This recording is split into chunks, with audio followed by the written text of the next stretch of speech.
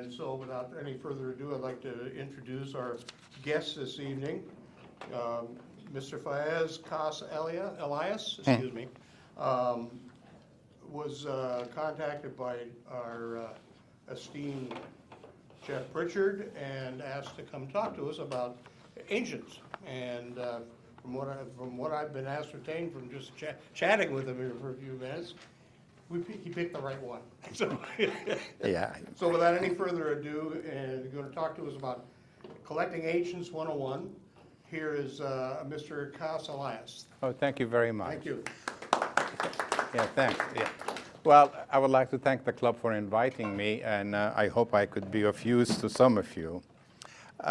You know, when Jeff asked me to come and talk, I wasn't really sure what topic they want to talk about. I do a lot of talks on ancients, but they're very technical, very specific. But he told me most members are really not ancient collectors. So I figured that maybe I will just do a historic survey of ancient coins. And basically, I'm going to be concentrating on the classical world, basically Greek, Roman, Byzantine, Islamic, and some Central Asian. The Far East is not my forte. I think we have the experts there. So when it comes to the Far East, I'm really not that familiar with. Before I start, I want to talk a little bit about myself. I was born in northeastern Syria, what's now northern Mesopotamia.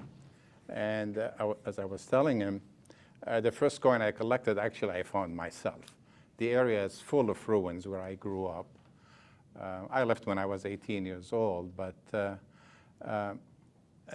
you can walk anywhere without finding pottery or coins or shards or stones upturned. So most of the coins are collected. I went to a local. There were 2-3 people I went when I was a child. I used to buy coins for what's the equivalent of a dime or a nickel. They were mostly Roman, some Byzantine, some Islamic. And I didn't know much about them because I didn't have the means or the books to know what they are. But I know they were Roman, they were Greek, or they were Byzantine, or they were local Islamic coins. Eventually, I moved to the United States for studies, and I didn't really collect much in the 1970s, but I started to collect really seriously in the early 80s. So I was an avid collector. I collected all kind of ancients. I lived on the East Coast, so I have an opportunity to talk to a lot of dealers. I went to the New York International, and when I retired a few years ago, I had so many coins, and I turned my passion into a little bit of a business. So I started selling and buying. I do 4 shows a year, 2 here in Tukwila, 1 with Boeing, and 1 in Portland. And I really do it for fun. I don't think, it's not really much of a business. As I was telling him, I intend to donate most of my collection to institutions eventually, so I don't do it for profit. I get asked so many questions. A lot of people are so afraid of ancients, and they really don't know much about them. The question I'm asked the most, these must be very rare and very expensive. The answer is no, not really. The reason is, let me just do a historic survey how ancient coins started. They started in Western Asia Minor, in what's now used to be called Lydia, Mysia, and Ionia. The early coins were made of, this was around 640 BC, 650 BC. They were made of electrum. They were basically little ingots with a stamp on them. Electrum is basically an alloy of silver and gold, and it could vary. There was really no ratio to it. It could be 20% silver up to 80% silver, gold. So actually, I just saw a recent study where they tested these, and they found they were between the early coins, between 40 and 50% gold. So That's where the coins started, in Western Asia Minor. Eventually, they spread to the Greek world. The early coins were basically used for trade. These were small city-states. They didn't have big armies, so they issued coins to trade with their neighbors, and mostly they were coastal cities, so they traded with other regions as well. Eventually, as Athena became a powerful city-state, they issued a large number of coins. You have to guess why they issued them. They have to pay the army. So whenever there was wars involved, a lot of coins were minted. So if you look at the Athenian owl, which everybody likes now, you probably see it, they were minted in huge quantities, mostly to support the army. And the Athenian had very strict standards. Even their allies have to abide by these standards. So the original coins were made of silver. By the 4th century, they started to make them in bronze, because they have to make small coins for fractions. And it was very difficult to do. So they eventually made bronzes instead of the small silver coins. No problem. Yeah, and then there was an explosion of minting after Alexander the Great. So when Alexander the Great died, his generals and his friends and associates divided his empire, like Seleucus in the east, Ptolemy in Egypt, Lysimachus in Thrace, and then Antigonus, he was in Asia Minor, and they were all fighting each other, and they issued large number of Greek coins, silver, gold, and bronzes. So there was a lot of these coins that were minted from 300 BC all the way to the Roman domination of the region. So there was a lot of coins were minted, and they spread all over the place. The Roman came into it a little late. So the Romans' early coins were basically pieces of copper, and whenever they traded, they had to actually weigh them. And it was very cumbersome. Eventually, they learned from the Greek. They start to mint coins in large bronzes. And by the end of the 3rd century, they start to mint silver coins. They based their silver coins on the Roman standards, the Greek standards, but their bronze coins were based on their own standard. And they did not mint any gold coins really until late until when Sulla, I don't know if you're familiar with him, he had the Mithridatic Wars. It was between 88 and 85 BC. That's when the first Roman gold coins were minted. The early ones, they were a little larger and heavier, but as time went by, they became a little smaller and lighter, and then the purity of the silver went down and down. The first one to debase it was actually Nero. After the fire in Rome, he lowered the standard from 95% silver to 90% silver because he needed to mint more coins. And that encouraged other emperors to lower the standard. By the 2nd century BC, AD, most denarii were 50% silver. And in the 3rd century, they went down to 30%.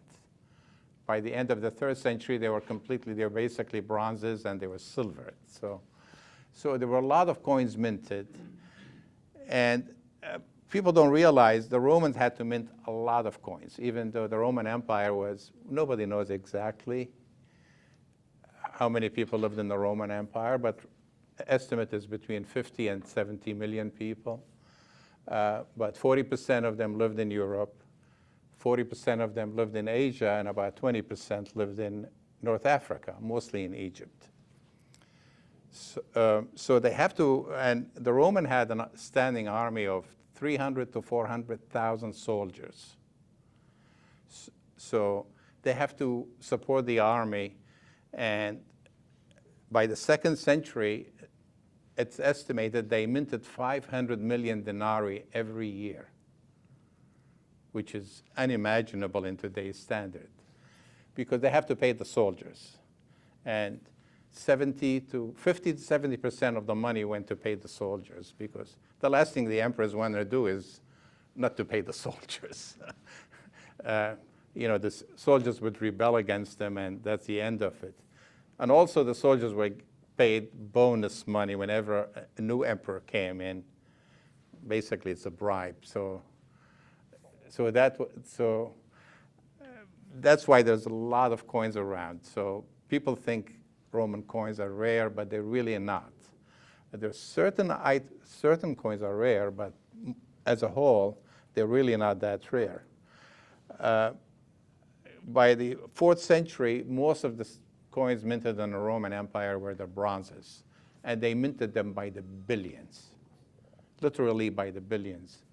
And hardly any silver were minted in the 4th century. And when Constantine moved the capital from Rome to what used to be called Byzantium in 330, the whole thing changed again. His sons minted tremendous amount of coinage, especially Constantius II. You could buy, actually, people don't believe it, a nice coin of his for like $20 to $30. So they're really not rare. And then the Byzantine Empire came into existence. One of the misnomers is people think the Byzantine Empire is a separate empire. The Byzantine is basically the Roman Empire, late Roman Empire. The Byzantine never thought of themselves as Byzantine. They would call themselves Roman. It wasn't until the 16th century a German historian, his name was Hieronymus Wolff, actually referred to them as Byzantine, and the name stuck. But they never referred to themselves as Byzantine. Even their adversaries referred to them as Romans. And in fact, when Mehmed II, who conquered Constantinople, he declared himself king of the Caesar of the Romans. So we have to keep that in mind when we talk about Byzantine. Byzantine coins are basically Roman coins. What distinguished them from the early Roman coins, they're really all in Greek. And the cutoff period is roughly the late 5th century, with Anastasius, who minted some coins in Latin, and then he minted some coins in Greek. And if any of you have seen David Sears' book, his Roman period ends with Anastasius, and his Greek period starts with Anastasius, which spans the late 5th, early 6th century. And another point is when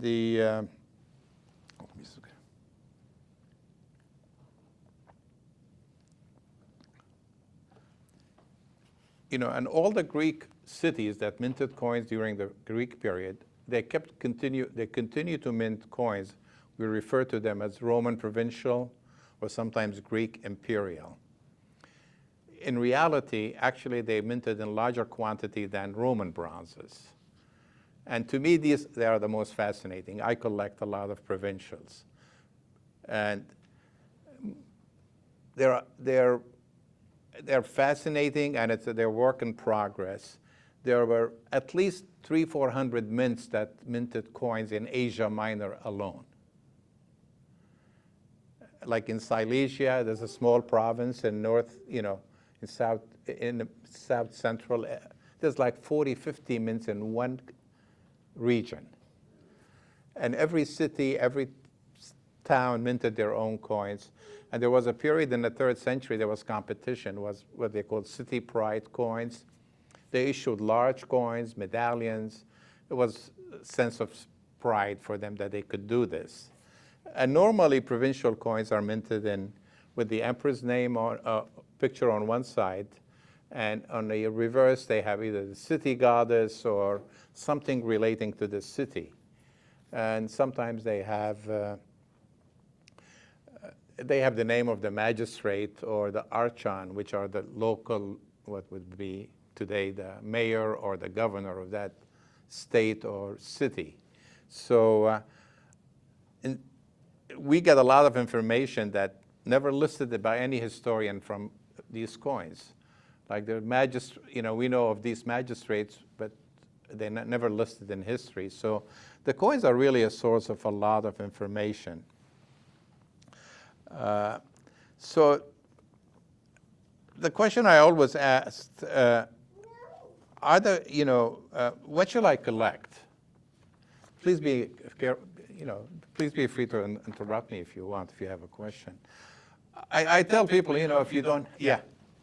So, like, when it came to the Roman armies being like, okay, we need to mint for the defense of our nations. Yeah. So, like, how much currency is at the bottom of the Mediterranean? Is that like a charted thing?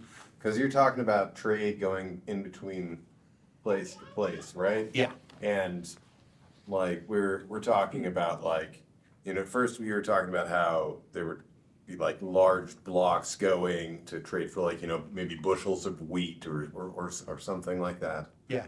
Right. So what essentially what you're saying is hyperinflation affected back then too, except you had to carry it on. Yeah, because during Augustus' time, the average soldiers got paid about 220 denarii.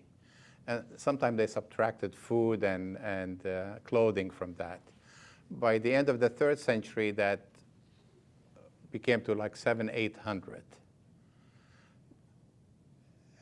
So, and again, they have to supply, it was, that's why they minted them mostly. They supplied them with denarii.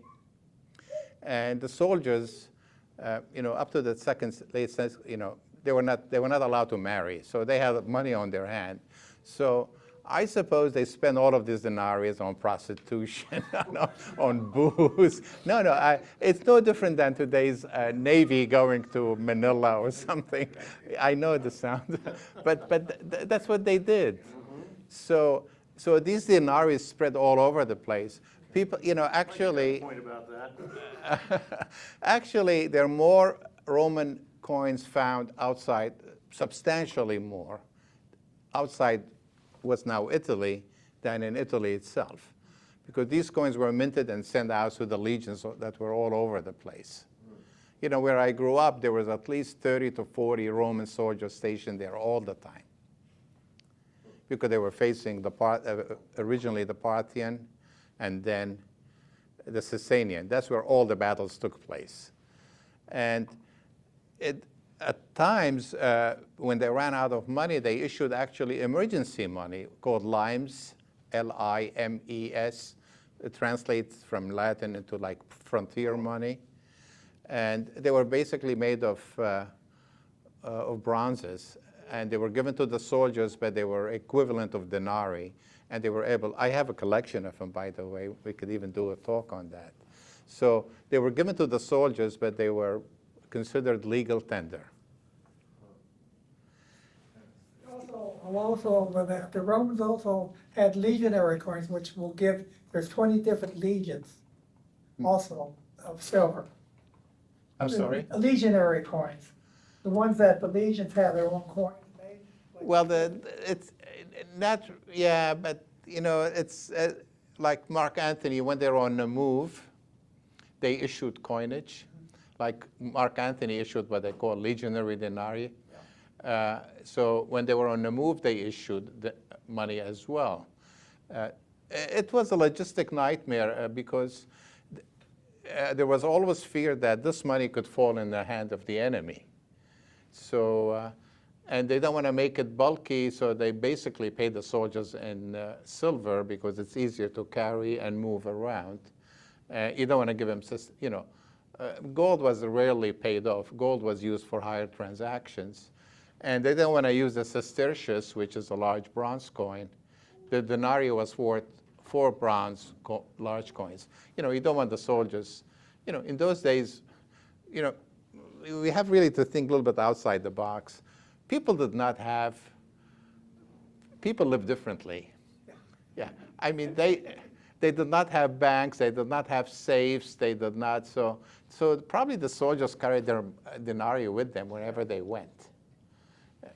And that's what I said, they probably spent them on. They had 700 of those in their pocket? And the reason we still find coins, because again, like about 7-8 years ago, they found a hoard in Spain, which is about 120,000 coins in big jars. And the initial reaction was, well, these must have been payment for the soldiers.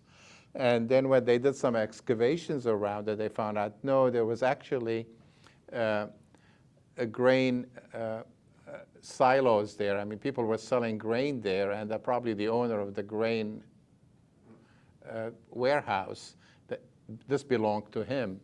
And what people did, the only way to actually safely hold this money is actually to put them in jar and bury them. And that's how we come across, that's why still a lot of these coins survive.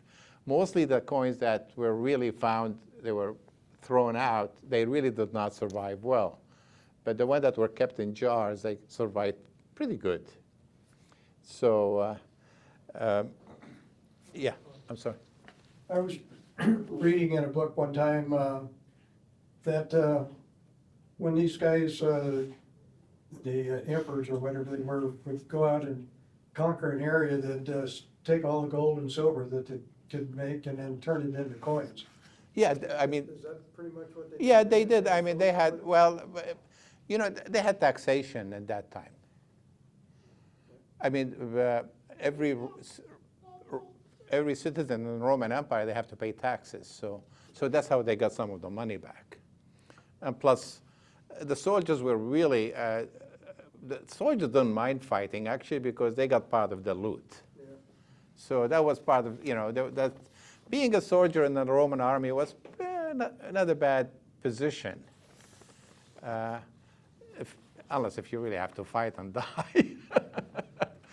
My question with ancients is, I mean, just like you were talking about all the mints and everything, it's like, how is the history of all of this recorded when, this emperor's coin went from here to here, but he had a son who went from here to here, but the son made one for the dad, but then dad made one for his second cousin's wife, and how in the world is all of this tracked or recorded? Actually, the coins tell us more than, the coins speak for themselves. They're probably the only thing, what's fascinating about ancient coins, they're really frozen in time. You cannot alter them. Historians write things, but coins don't change.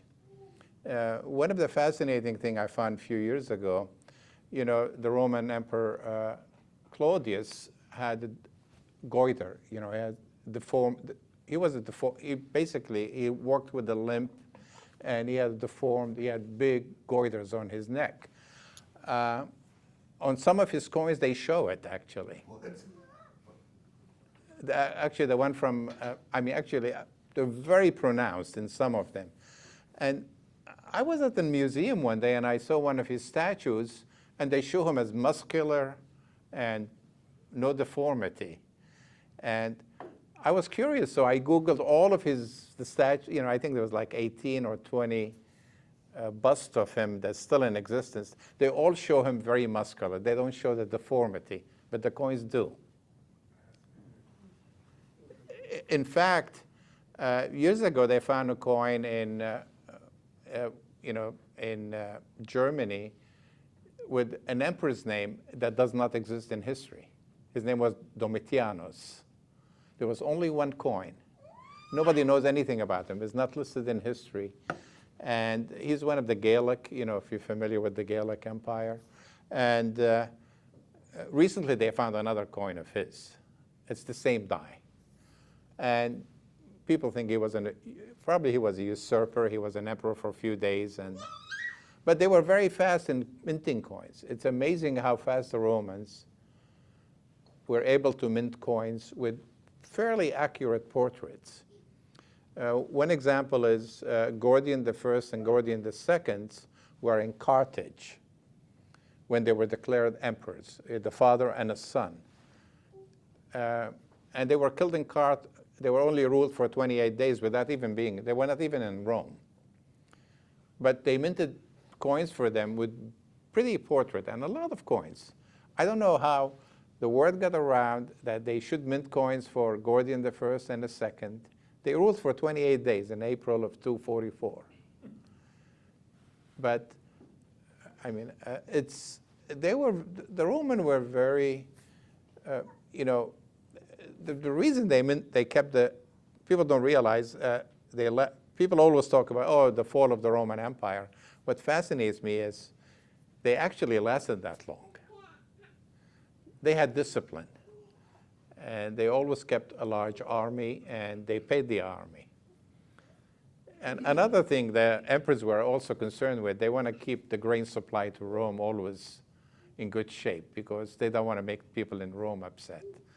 So a lot of their coinage reflect goddesses that deal with abundance and grains, and so there was a lot of propaganda involved with the coins as well. And people ask me, what should I collect? What do people collect? You won't believe what people collect. I have people who collect coins with monsters on them. There are people who are not really ancient collectors, but there are people who come ask for coins with certain animals. Ships seems to me very common. A lot of people look for coins with ships on them. They're not necessarily ancient coin collectors, but they like coins with ships or elephants and turtles. And certainly biblical coins are always very popular. The shekel of Tyre, the tribute penny, which is the Tiberius, and widow mite. At every show, everybody come and ask for these coins. People also collect coins because of personal interest. Some people are originally from Sicily, so they want to collect coins from Sicily. Or they are from Thessaloniki in Greece, so they want to collect coins from that city. And so there are people who collect the coins of the 12 Caesars. The 12 Caesars start from, there was a book by Suetonius called The 12 Caesars, and it's very popular. So people want to collect coins of the 12 Caesars, from Julius Caesar all the way to Domitian. So, and either they collect them in silver or bronze, or if you have deep pockets, in gold, and some people collect coins of wives of emperors. And people ask me always, what should I buy? Are they good investment? I always tell people, you know what, you should buy a coin to use it and enjoy it. If you don't really enjoy it, if you don't have your heart in it, don't get involved. Because if you're not going to get joy out of it, why get involved with it? But coins have been crazy. It's now with the explosion of the internet, you won't believe. I just was at an auction in Switzerland, looking at, there were people from 80-some countries bidding on coins online. And that's where most ancient coins are sold nowadays. They're basically sold online. And people ask me, what shall I buy? I said, you really have, I can't tell you. You have to have an interest. But I always tell them, buy the best coin you could afford. If you really think of investment, good coins have really gone through the roof. I mean, there's a gold coin of Brutus went like for $5 million. That was 300,000 like 30 years ago. But you have to have deep pockets to buy the best. And the problem with auctions is there's a lot of people with deep pockets. If you really have an interest, you really can't compete with them.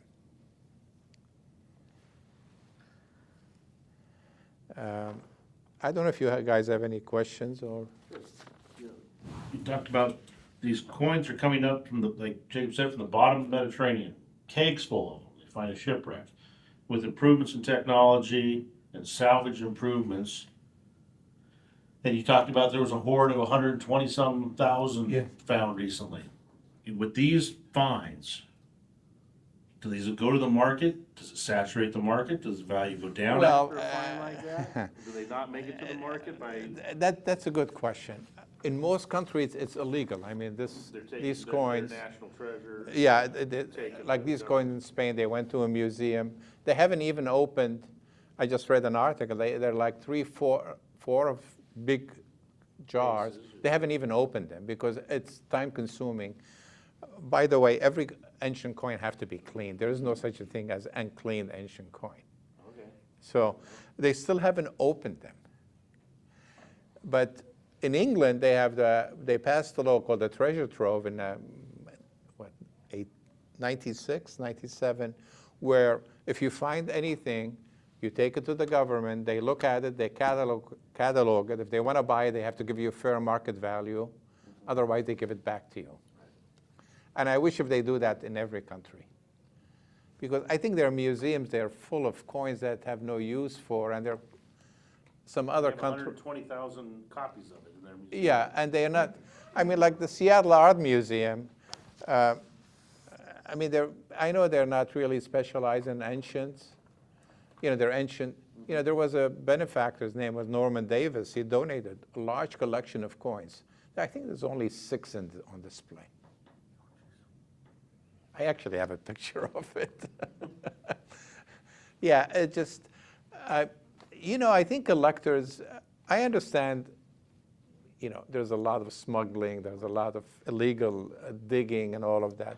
But collectors have contributed largely to the coin. I mean, in many of these countries, people are afraid if they find a pot of gold, aureus, they're going to melt it. No. That's what they did.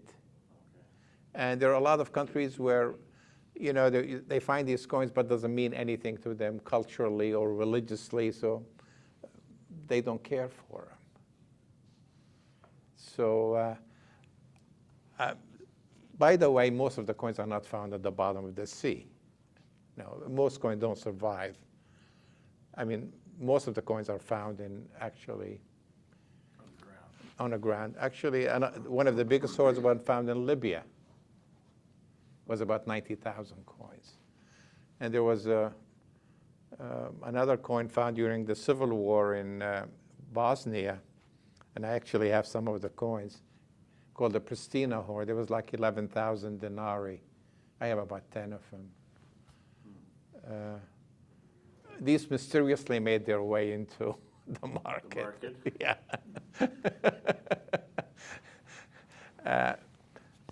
So, I mean, coins were not, I mean, Roman coins were not the property of modern Italy. They were all over the place. And the Roman army they were not Romans. Anybody, you know, they were conscripted from different nationalities. Only slaves could not enlist. They will not allow slaves to enlist. And speaking of slaves, people don't realize the Roman army, the Roman Empire at its height, they needed like 100 to 200,000 slaves a year to continue, because everybody had slaves, all of the upper class, even the military officers, they have slaves working for them, even on, yeah. I've read that 1 in 3 in Rome were slaves. Yeah. A third of them. Yeah, I mean, there was... It's based on slavery. Yeah, I mean, slaves were very common. They needed them, and that was part of their economic... Yeah, I mean, they could not do without them.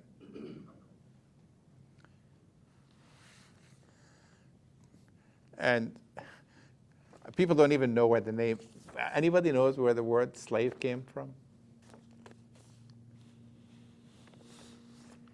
it's kind of interesting. People think slavery it's kind of the way we know it, but actually the Vikings came down the Volga and kidnapped Slavs and sold them to the Arabs and the Muslims, and that's how they were basically that's the word slave came from.